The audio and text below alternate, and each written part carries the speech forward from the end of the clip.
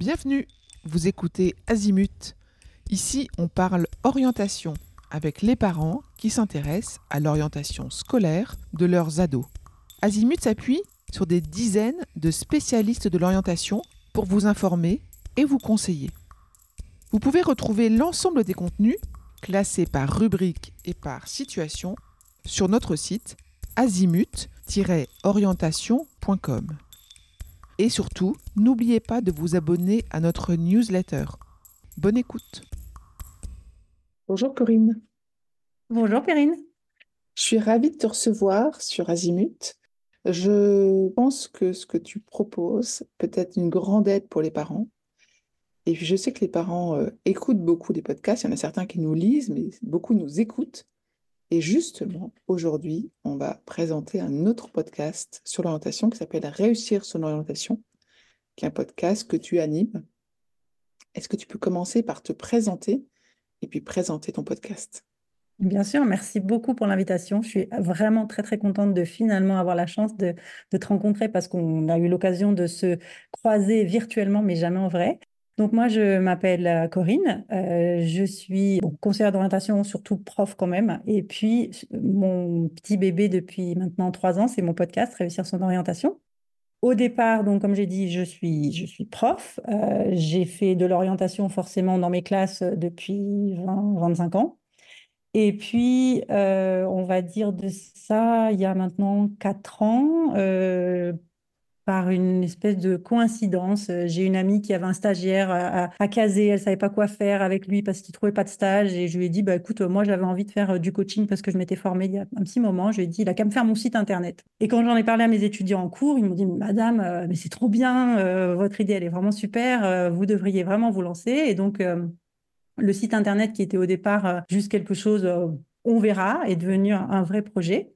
Donc, je me suis lancée comme ça dans le conseil en orientation, que je fais quand même vraiment marginalement parce que je passe quand même 80% de mon temps à l'école.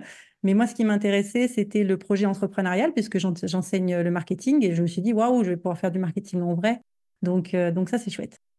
Et puis, une autre chose que j'avais en tête depuis longtemps, c'était le podcast, parce que j'écoute énormément de podcasts, que quand j'étais petite, je jouais à la radio.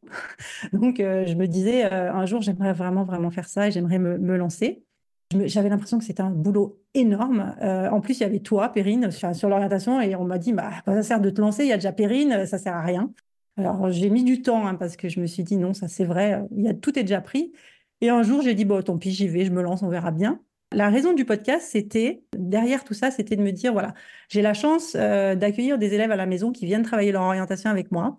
Ils me posent des questions et on va chercher ensemble la réponse à ces questions en allant interviewer des étudiants, en allant interviewer des professionnels. Et cette réponse, en fait, on la garde entre nous. Et je trouvais ça hyper égoïste. Et donc, je me suis dit, moi, j'aimerais bien que ce que j'apprends avec eux, bah, tout le monde ait la chance de pouvoir entendre ces réponses.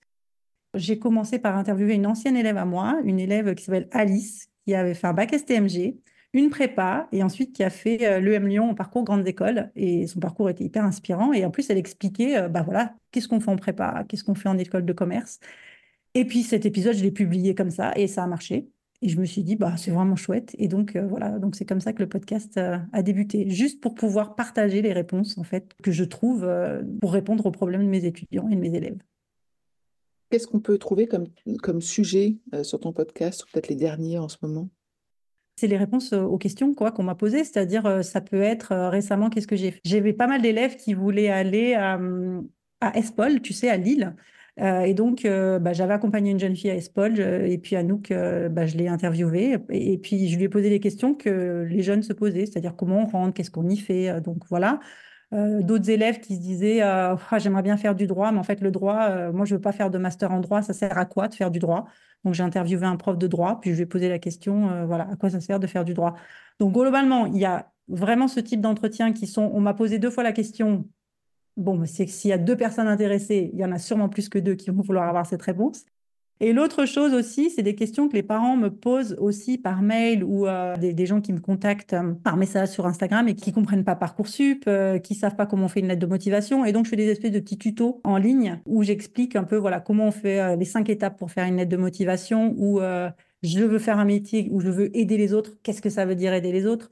Donc, j'essaye en fait de répondre aux questions. En fait, c'est grosso modo vraiment l'objectif du podcast, il est simple, c'est répondre aux questions qui me sont posées plus que deux fois. Si la question est posée plus que deux Mm. fois, c'est qu'a priori, elle va intéresser d'autres gens. Donc c'est ça. Est-ce que tu peux nous dire un peu ce qui va arriver? Qu'est-ce que tu as comme question à venir? Les questions à venir, en fait, et c'est un peu mon stress à chaque fois, Perrine, je me dis, mais punaise, j'ai tout dit là, j'ai plus rien à dire. Oh Donc en fait, non. les questions à venir, je les connais pas encore parce que je les ai pas, ça va vraiment dépendre de ce qui va se passer avec les jeunes. Les podcasts que je prépare là, j'en prépare un gros qui me tient énormément à cœur sur la motivation. Parce que j'ai pas mal de parents qui viennent me voir en me disant ah oui, il faut qu'il trouve son orientation, ça va le motiver. Mais parfois, ça marche pas du tout. Et donc, je vais faire au moins un, mais peut-être deux épisodes avec une personne qui est vraiment spécialiste du sujet sur la motivation. Parce que je pense que c'est un problème voilà, des questions qu'on m'a posées là-dessus. Euh, j'ai aussi commencé une série avec des directeurs de ressources humaines parce que j'ai cette question-là, moi, par exemple, où je me dis, il vaut quoi ce diplôme? Tu vois, j'ai des parents qui viennent me voir en disant, est-ce elle est bien cette école? Et en fait, moi, j'en sais rien. Et donc, je me suis dit que bah, les personnes qui seraient vraiment les plus à même de savoir si un diplôme, il valait quelque chose, c'était des DRH. Donc là, j'ai publié ben, aujourd'hui un premier épisode sur un entretien que j'ai fait avec une directrice d'une entreprise internationale, mais je veux faire la même chose en France. Et puis, j'aimerais faire davantage aussi d'épisodes avec des responsables de formation pour qu'ils m'expliquent un petit peu de manière très, très claire comment ils recrutent, quels sont les critères, qu'est-ce qu'ils regardent dans les candidatures. Parce que je pense que ça, les jeunes, ça les stresse. Et moi, ça m'aidera aussi à mieux guider les jeunes vers des formations où bah, leur profil correspond en fait finalement à ce que la formation recherche. Donc ça, c'est un peu mes objectifs pour l'année prochaine. Super. Tu communiques beaucoup sur Instagram, c'est ça? On a les nouveautés de tes épisodes sur Oui, Instagram. oui, oui. Alors, je suis pas une fan d'Instagram, franchement. Je crois que si je pouvais m'en passer, j'aimerais bien. Après, c'est vrai que ça me permet enfin, d'expliquer, enfin, de mettre, voilà, tout, de prévenir sur les nouveaux épisodes. J'essaye aussi de donner un peu des conseils Mhm. pratiques sur Instagram. Moi, j'aime bien le format long parce que je suis une grosse bavarde.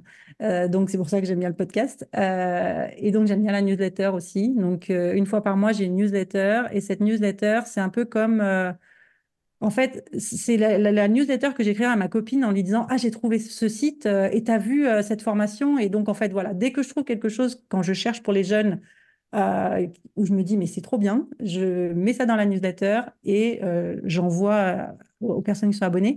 Et puis aussi, ce que je fais, c'est qu'une fois par mois, j'organise un atelier en Zoom gratuit où je vais répondre là aussi à des questions hyper pratiques qu'on me pose tout le temps, type voilà, comment ça fonctionne Parcoursup, les études à l'étranger, c'est quoi, comment on choisit ses spécialités. Et donc ça, c'est une fois par mois et les gens qui sont abonnés à ma newsletter reçoivent cette invitation gratuite. Alors, je fais un espèce de cours, on est prof, hein, je ne me refais pas, mais à la fin, ils peuvent me poser toutes les questions qu'ils veulent. Donc ça, c'est vraiment mes trois canaux, c'est-à-dire le podcast qui est vraiment mon format préféré, la newsletter que aussi j'aime beaucoup, et puis l'atelier une fois par mois. Et bon, et Mhm. Instagram parce qu'il faut. Mais c'est vrai que tes newsletters sont hyper sympas et instructives et tu vas effectivement livrer plein de conseils intéressants. Je me demande si c'est pas toi qui m'as révélé les nouveaux outils qui exploitaient la data sur Parcoursup, par exemple. Je pense Ah, que c'est SubTracker? ouais, je SubTracker, pense que ouais. c'est peut-être toi qui Ouais, j'avais dû écoute. lire dans la presse et c'est toi qui m'as révélé cet outil-là. Donc merci pour ce travail-là. Effectivement, toi tu t'adresses aux parents et aux jeunes, c'est ça? Tu sais, quand tu lances une entreprise, on me dit toujours, c'est quoi ta cible?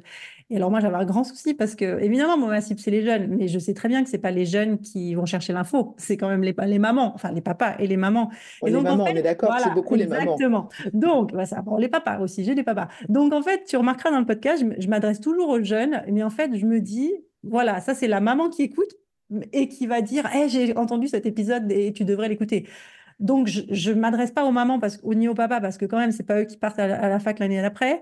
Donc, je m'adresse quand même aux jeunes parce que c'est pour eux que je fais tout ce travail-là. Mais malgré tout, évidemment, je suis bien consciente que c'est comme les rendez-vous avec le conseiller en orientation. Je crois que j'ai eu deux fois un jeune qui a pris le téléphone et qui m'a appelé. En général, c'est quand même les parents. Donc voilà, j'ai une cible un peu floue. Je me suis réconciliée avec cette idée que c'était OK, que oui, je parlais aux jeunes à travers leurs parents. Puis bon, donc voilà ma cible un peu biscornue.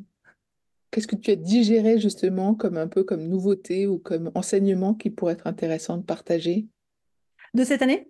ouais, de cette année? Je sais que tu vas faire un épisode bilan Ouais, dans je vais faire un dans épisode quelques bilan semaines. par rapport à ça. Donc, je dirais que il y a toujours, bon, il y a eu comme, enfin, il y a beaucoup, beaucoup de formations. Je pense que ça, c'est une des choses qui stressent énormément les parents.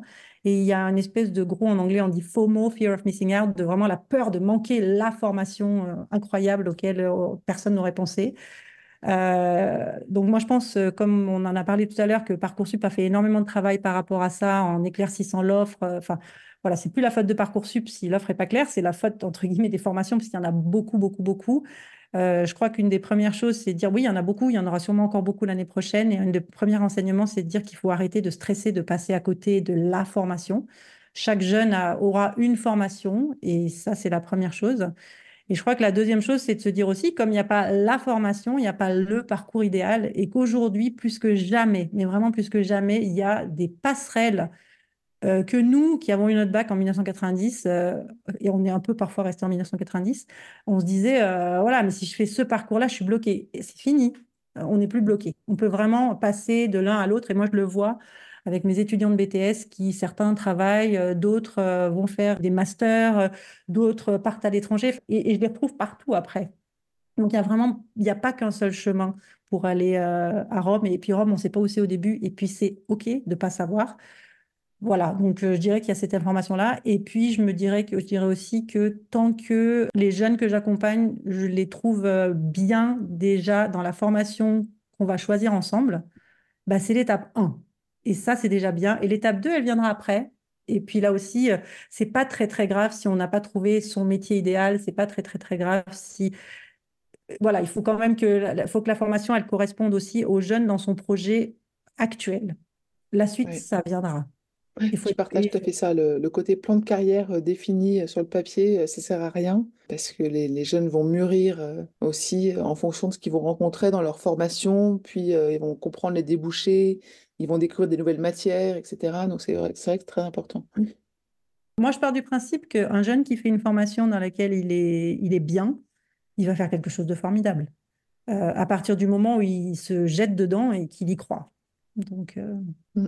Qu'est-ce qu'on n'a pas dit sur réussir son orientation que tu aurais envie qu'on partage avec les parents qui nous écoutent?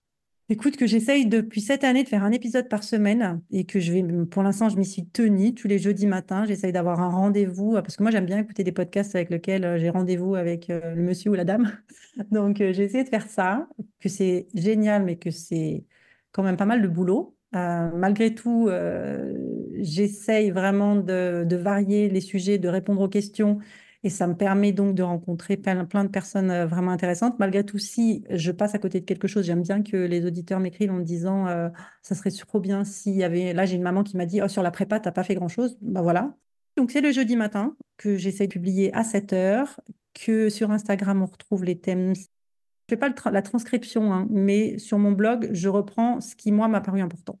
Donc, il n'y a pas la transcription pure, mais si vous voulez le condensé des idées, c'est tous les dimanches sur le blog. Voilà, je crois que sinon, c'est tout. Super clair, merci beaucoup. Donc moi Ok. j'invite tous les auditeurs à aller t'écouter, s'abonner à la fois à la newsletter, au podcast, parce que ce qu'on fait est très différent, très Oui, complémentaire. très Je pense que complémentaire, ouais. je suis très contente de pouvoir parler d'un autre podcast sur l'orientation et qui va enrichir les parents de mon côté en tous les cas. Écoute, merci beaucoup pour ton invitation, Perrine. Merci, à bientôt. À bientôt. Je vous retiens quelques instants. Vous écoutez peut-être sur Apple ou sur Spotify ou sur Deezer ou sur une autre application de podcast. Je voulais m'assurer que vous connaissiez l'existence de notre site azimut-orientation.com. Sur ce site, les contenus sont organisés par thématique et par situation. Ceux qui connaissent adorent et utilisent notre moteur de recherche, ce qui leur permet d'aller chercher directement le bon contenu qui correspond à leurs problématiques. Je vous encourage à vous y connecter et n'oubliez pas de vous inscrire à notre newsletter. Merci de votre fidélité et à bientôt.